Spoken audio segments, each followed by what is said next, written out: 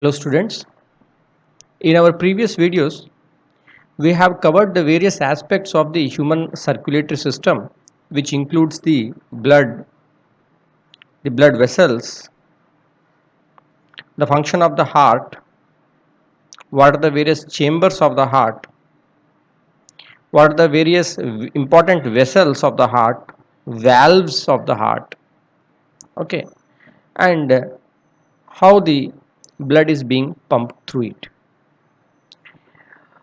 So today we will be looking at what is the pacemaker of the heart and how is the blood circulated in the human body.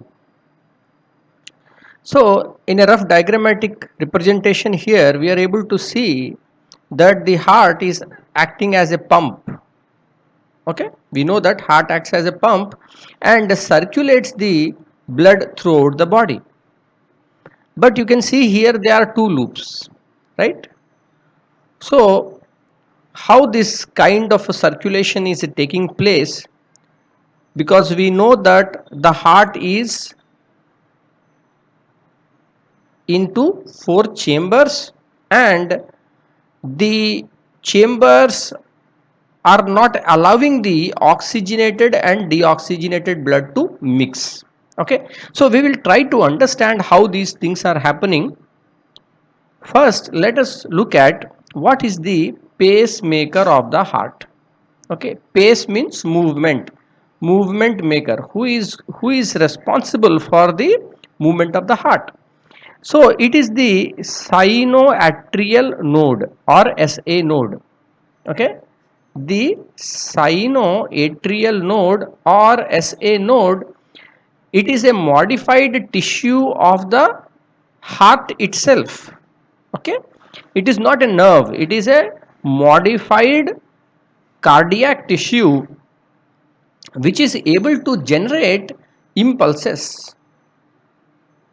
Okay, it is able to generate impulses or electrical signals.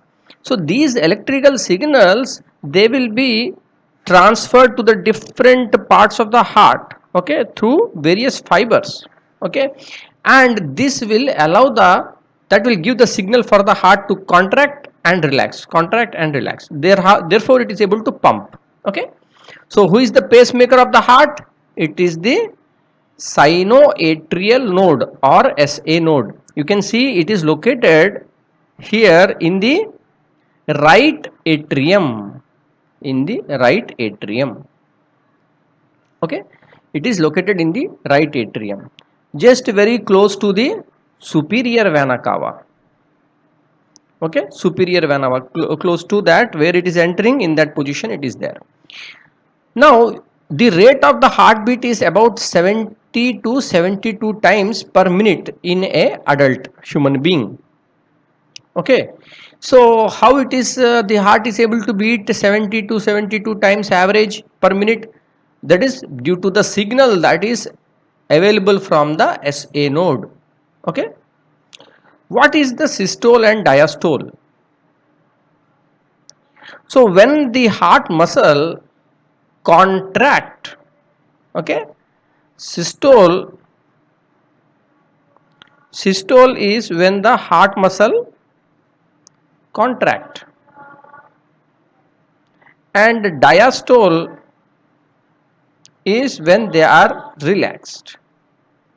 Okay, so for example, if the left ventricle, okay, this left ventricle, if it contracts, then what we will say, it is the ventricular systole. Okay, because it is the contraction, it is called the ventricular systole. So when ventricular systole will take place, so whatever the blood is there inside the ventricle, it will be pushed outwards, correct, and then it will go through the aorta into the various parts of the body.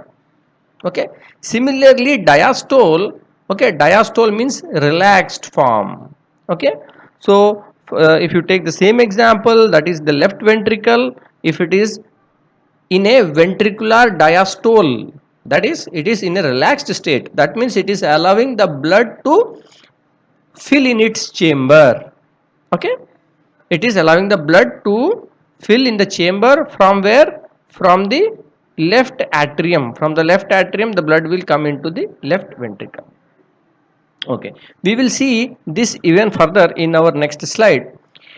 Next, the heartbeat can be heard using a stethoscope. So most of you do know that the doctors, they keep a stethoscope, and using the stethoscope they will be able to know what is the rate of the heartbeat, whether it is a regular or not. So when you listen to the sound of the heartbeat, it appears something like lub dub. Okay, lub dub. This kind of sound will be alternating. So lub, this sound comes due to the closing opening of the bicuspid or mitral valve and tricuspid valve. Okay, that is the lub. And dub, this dub sound is because of the closure of the semilunar valves.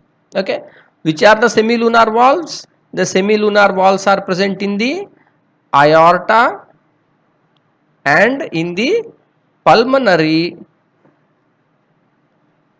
artery. Okay, in the pulmonary artery. Both of these are having the semilunar valves. So when these valves will close, then they give this dub sound. Okay, now it is clear. Lub is the closure of the mitral valve, that is the bicuspid valve and the tricuspid valve, whereas the dub sound is due to the closure of the semilunar aortic or pulmonary artery valves. Next, the human body, the blood is circulated by double circulation. What is double circulation? So as you are seeing in the diagram that the blood is able to flow throughout the body in two loops. Okay, one loop is known as the pulmonary, it is known as the pulmonary circuit, and the other is the systemic circuit. So what is this pulmonary circuit and systemic circuit? Systemic means nothing but body. Okay, so throughout the body the movement, and pulmonary means it has to do with the lungs. Okay, lungs. Systemic means it has to do with the body. Now suppose we consider the four chambers of the heart. Okay, so you should always remember that the right side will be the left and the left side will be right, because we are not studying about our heart, we are studying about the patient's or other person's heart. So this is the left atrium, left ventricle, right atrium, right ventricle. Okay, you know that the left ventricle, okay, the left ventricle is very large, its walls are very thick, because it has to pump the blood to throughout the body. So the blood is coming out of the left ventricle through the aorta. Okay, so from the aorta it is going into the body. Okay, so it is the aorta. From the aorta it will enter into the arteries, and from the arteries it will enter into the arterioles. Arterioles are nothing but fine blood capillaries. Okay, these are very fine blood capillaries. through these fine blood capillaries, what will happen? The exchange of the gases and nutrients can take place. Okay, then the blood has to move from the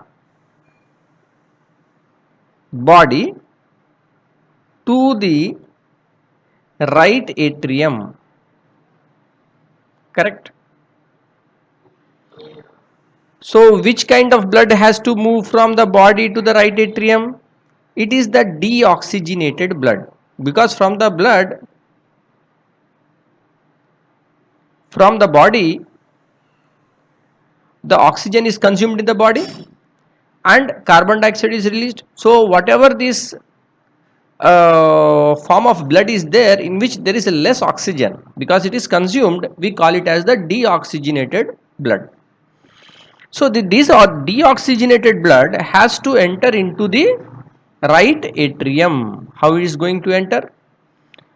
So they will be the venules, which are the capillaries of the veins. There are the veins, and that will enter finally into the vena cava. We have seen in the structure of the heart there is the superior and inferior vena cava.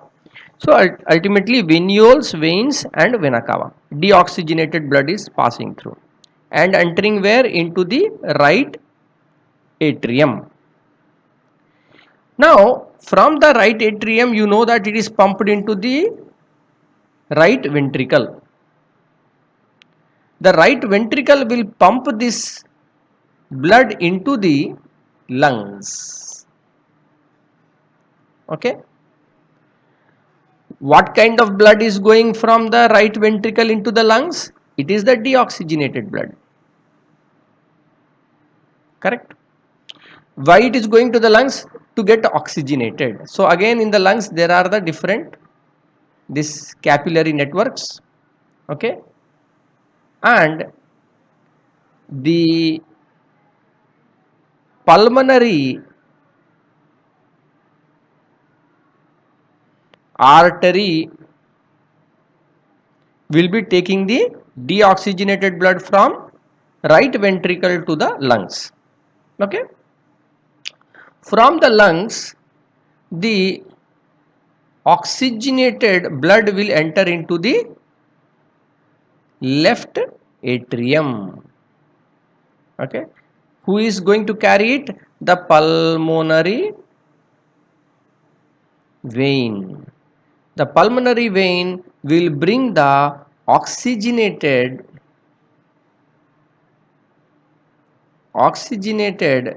blood from the lungs to the left atrium. Okay. So in this way you are able to see that there are the two circuits, the pulmonary circuit and the systemic circuit. The pulmonary circuit is going to circulate the blood to the from the heart to the lungs and back to the heart. Okay. Whereas the other circulation is taking place in the rest of the body, that is called the systemic circulation. Okay. From the left ventricle it is going to the body, and from the body through the vena cava it is entering into the right auricle, right atrium. Okay. So the same thing is explained here in this diagram. Okay, this is the structure of the heart that you were seeing. There are the four chambers. Whatever is shown here in blue, by convention the blood is not blue. Okay, blood is but in order to show whether it is oxygenated or deoxygenated, so this side we are seeing that it is the deoxygenated. Okay, deoxygenated blood. So the deoxygenated blood we are showing in the blue color. Okay, and you can see that in the right side of the heart, okay, in the right side of the heart it is shaded in blue color. Okay, and only after it reaches the capillaries of the lungs or capillaries of the body, then there is the diffusion taking place and it is entering into the other chamber of the heart. Okay, so basically what is happening, the heart does not allow the oxygenated and deoxygenated blood to mix, correct? It only acts as a pump. Okay, it will pump the oxygenated and deoxygenated blood in two separate circuits. One circuit is the pulmonary circuit, other is the systemic or body circuit. Okay, so we have seen earlier that the arteries are, the walls of the arteries are thick. Okay, the walls of the arteries are thick, they have lot of muscle mass inside. Okay, therefore they have elasticity. So if a tube is elastic and you are sending some liquid through it in pressure, less pressure, so what is going to happen, the pipe, it will expand and then contract, expand and contract. So because the pressure that is coming from the heart, okay, it is getting multiplied by the elasticity of the arteries. Okay, so the arteries are also providing additional pressure to the flow of the blood, therefore the flow of the blood in the arteries is much fast and at a higher pressure. Okay, compared to the veins. Veins are having thin wall and the flow of the blood is much slow and at a lower pressure. Okay, so the blood pressure in a normal person, adult person, it is 120 by 80, as you can see here. In most of the digital blood pressure machines which are used commonly these days in the households also, you will see it will be written like this: SYS, that is systolic pressure, DIA, diastolic pressure. What are the units? mm by Hg. Okay, mm is what? Millimeter. Millimeter by what? How much? Mercury. How much millimeter of mercury is displaced because of that pressure. And this machine that is measuring the blood pressure is known as the sphygmomanometer. Okay, sphygmo, okay, break it like this: sphygmomanometer. Okay, so this is sphygmomanometer is going to measure the systolic pressure, diastolic pressure, and also it is going to tell what is the pulse. Pulse is a indication of the rate of the heartbeat. Okay, so the systolic pressure, when the ventricle are contracting, so the ventricles will contract simultaneously, both left and right ventricles, they will contract simultaneously. So what will happen, it will pump the blood into the circulation, either into the pulmonary circulation or systemic circulation. Okay, because what is the function of the ventricle? The ventricle is mainly involved in the pumping activity. The atrium, which is on the top side we saw in the diagram, atrium is a smaller chamber. The walls of the atrium are much thinner because they just have to collect the blood from rest of the body, and they have that it has to enter into the beside chamber, that is the ventricle. So the systolic and diastolic pressure are going to give an indication about how fast or how slow the blood is flowing in the person's body. Okay, so based upon that, the medical practitioner, he can know that the person is having a normal BP, high BP or low BP. Okay, so if there is any damage inside the arteries, okay, that is the arteries, if there is any deposition, if it is getting clogged or something for different reasons, then if the BP is increasing, it has to be controlled. If the BP is not controlled, what will happen? The fine capillaries, the capillaries, you know that they are hardly one cell thick, so they cannot take that pressure. Then what will happen? They will rupture, and if they rupture, blood clot will take place inside the body. So if the blood clot will take place inside the body, particularly in the brain or kidney or liver or pancreas, then it can be very dangerous. So it has to be controlled.